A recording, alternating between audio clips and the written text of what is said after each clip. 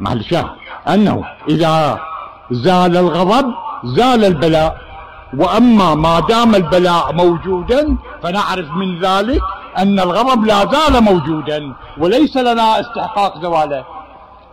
والبلاء في الدنيا كثير، إلا أنه في محل حديثنا هو خفاء قبر الزهراء سلام الله عليها وخفاء شخص المهدي سلام الله عليه، وهذا معناه أننا لا زلنا على مستوى القصور والتقصير والذلة أمام الله سبحانه وتعالى. حتى سيد محمد الصدر، أنا لا أقصد غيري، وإنما الجميع هكذا جيلا بعد جيل، حتى الحوزة العلمية، حتى أكابر الحوزة العلمية، خلي واحد منهم يدل على قبر الزهراء يقينا أو يعرفك بشخص المهدي يقينا، أقل من ذلك وأحقر حتى سيد محمد الصدر.